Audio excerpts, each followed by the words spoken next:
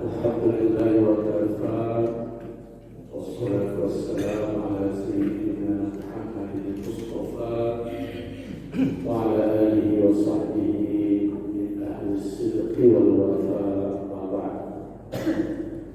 Bapak Ibu jemaah sekalian yang dirahmati diberkahi oleh Allah Subhanahu wa Ta'ala, bersyukur kita kepada Allah, alhamdulillah, namun pagi ini kita masih diberikan kesehatan dan diberikan kekuatan, kesempatan untuk hadir bersama di rumah Allah yang mulia ini. Pertama, kita tentu dalam rangka ketaatan, kepatuhan dan melaksanakan ibadah sholat subuh berjamaah. Selanjutnya kita bersama-sama seperti disampaikan oleh Ustaz Al-Qadri itu tadabbur Al-Qur'an. Tadabbur itu dia bukannya merenungkan, tafakkur memikirkan, tafahum memahami. Ada satu lagi fa'akaliu itu mengambil keaktifan. Sebenarnya hampir sama. Maknanya bagaimana kita memahami, memaknai, mengambil keaktifan, mengambil makna dari ayat-ayat Al-Quran ketika disebut tadabbur Al-Quran. Tapi kalau disebut tadabbur alam, ya kita merenungkan, mengkaji tentang alam dan lain-lain.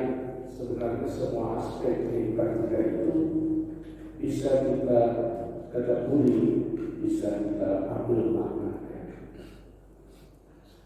Karena saya ini seperti tadi disebut ya kalau kosong pas bisa, saya bisa gitu. Tapi kalau dijadwalkan kadang sering tak bisa ya. Jadi mohon maaf saya tidak bisa menghubungkan atau menyambungkan dengan kajian-kajian sebelumnya, apa yang sudah dibahas atau bagaimana rencana bahasan berikutnya.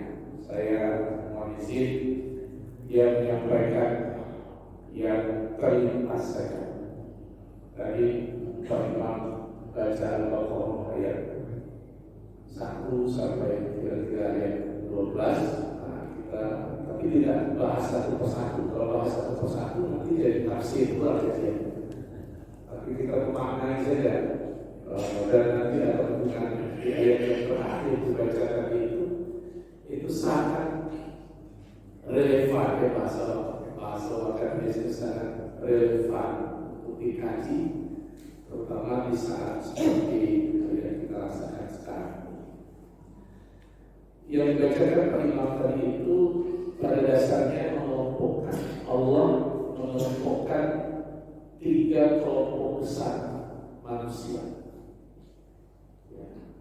Yang pertama adalah orang yang beriman.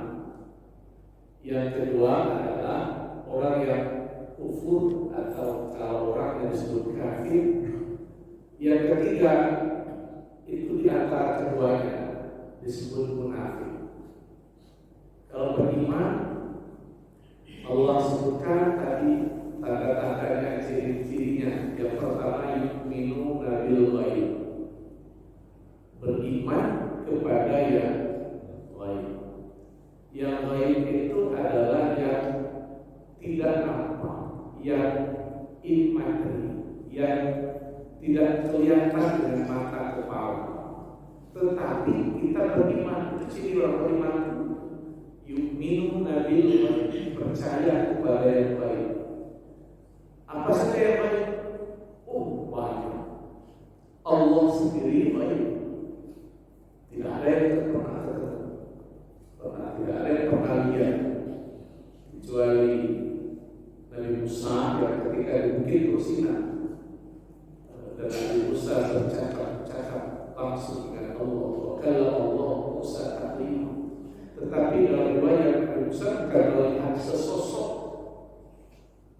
tubuh gitu, tidak. Nabi Musa hanya melihat cahaya di bukit Sinai.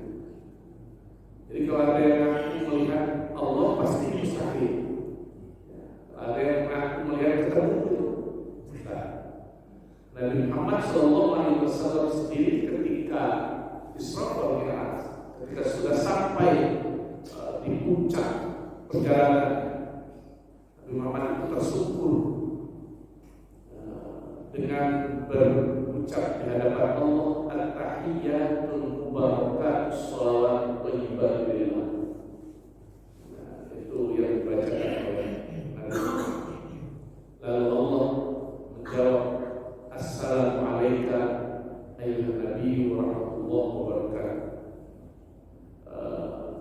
Nabi kemudian menambah lagi, assalamu alayna wa ala ibadillahi sholihin. Tapi tidak dijelaskan apakah memang antara Nabi dengan Allah itu bertatap muka gitu. Karena sekali lagi Allah itu adalah ghaib. Kapan kita bisa melihat Allah?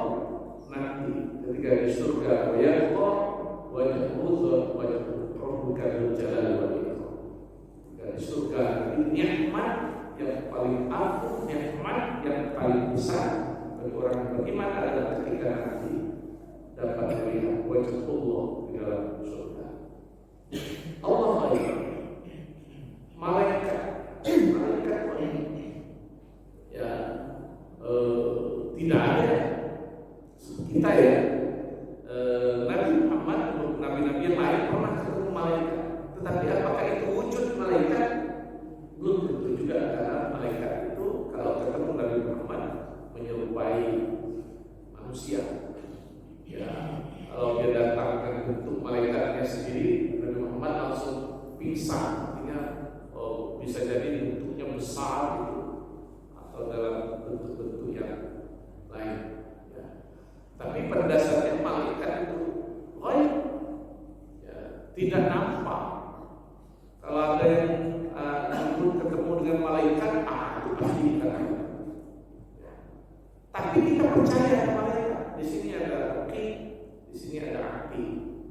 Raqib itu yang CCTV kebaikan. Subuh ini dapat CCTV semua. Ya, ini apa ini?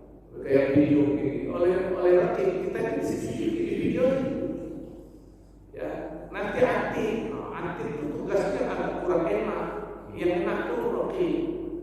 Kita ke masjid, yaitu kita ibadah, yaitu kita sedekah, yaitu. Kalau atid bagian yang tidak enak, orang sedang maling gitu, orang sedang berzina di gitu. Orang pokoknya mana yang tidak elok, besok di hadapan